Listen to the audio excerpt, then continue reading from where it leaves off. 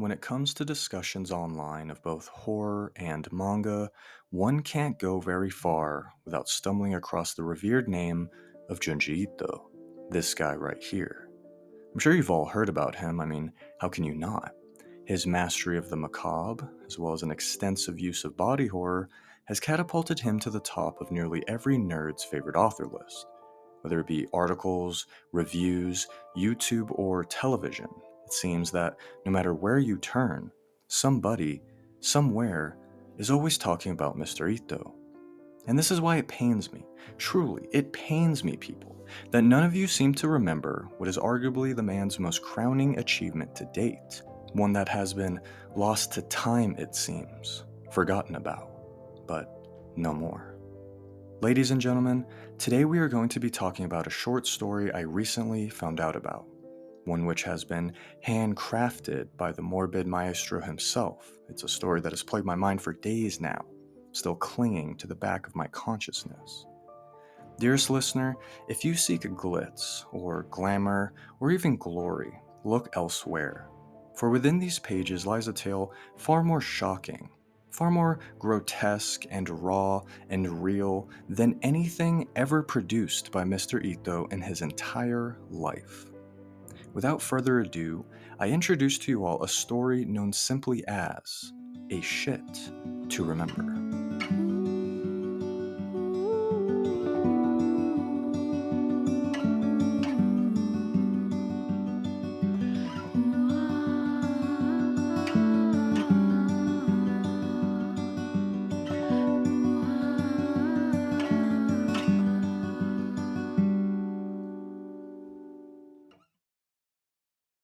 If I had to boil down Ito's style into two simple words, it would definitely be bodily horror. It's what he's famous for, after all. Countless stories, all gruesome in their own special ways, spanning the career of over 35 years. It's impressive.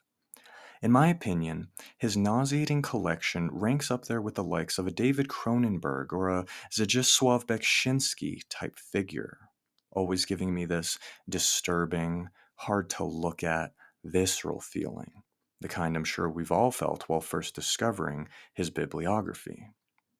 More intriguing than that, though, is the sheer variety of body horror the man has to offer, whether it be aquatic, spiritual, psychological, Lovecraftian, or transdimensional. It matters not.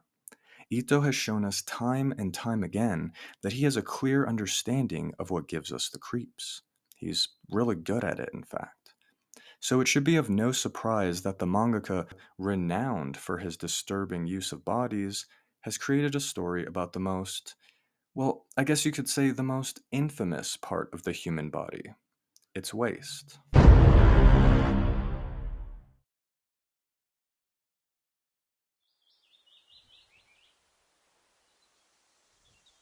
A Shit to Remember, and yes, that's the actual name of this story, is a quick 4-page read that can be easily breezed through in just under 2 minutes.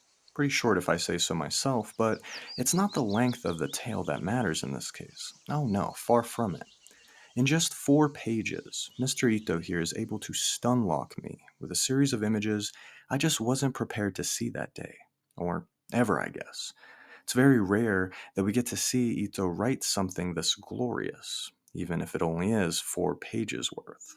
But I digress. What is this manga even about? Well, our story begins at a festival in Japan, and in the fall no less, every weeb's wet dream. It's a pretty standard festival, if I had to say so myself. Nothing really out of the ordinary here. People can be seen crowded in front of stalls. A father walks with his son through the fairground. It's charming, picturesque even. The rest of the manga, from here on out, is pretty much just shit. And I mean this in the literal sense. We don't even get a single page deep into this manga before coming into contact with this essay's subject material. Our narrator, which in this case is the boy from the first panel, recants to us a time where he found a stall in this very festival one day.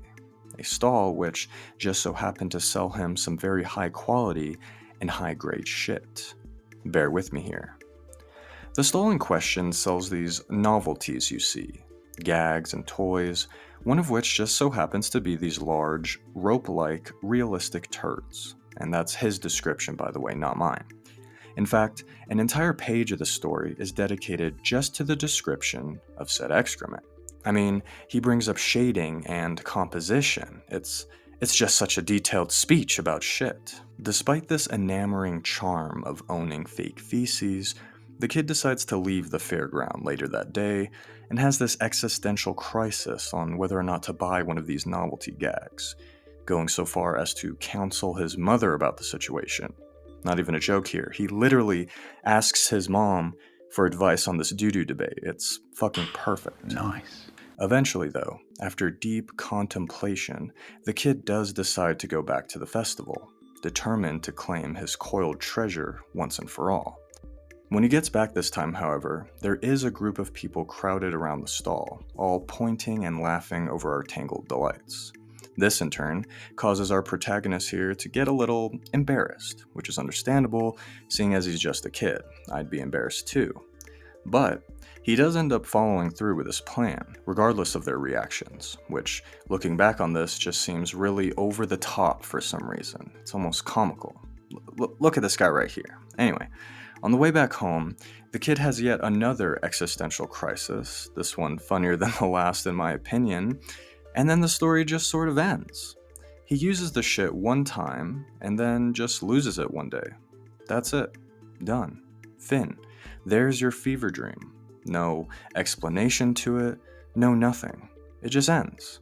About as quickly as it started, in fact, leaving me with way too many questions I know I'd never get the answers to.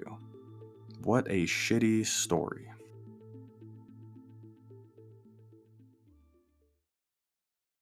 Despite its lackluster length, I still find a shit to remember an enamoring piece of fiction that would puzzle any reader who attempts to, well, read it. I don't mean to say it's hard to read or anything like that. It's just so bizarre that an author known and praised for his use of horror has written something that's goofy as shit, and a little wholesome. Only in a medium like manga could something like this be expressed in a cohesive and artistic way. Not to mention, it's just relatable. I mean, who of us can say that we wouldn't buy realistic feces at that age? Like, those novelty gags always cracked me up as a kid, and I would lose my shit over them, for lack of a better word. I mean, I still lose my shit when I see them in stores. They're cool. But there you have it. A tale as old as time itself. One which could only exist, would only exist, on something as wonderful and as special as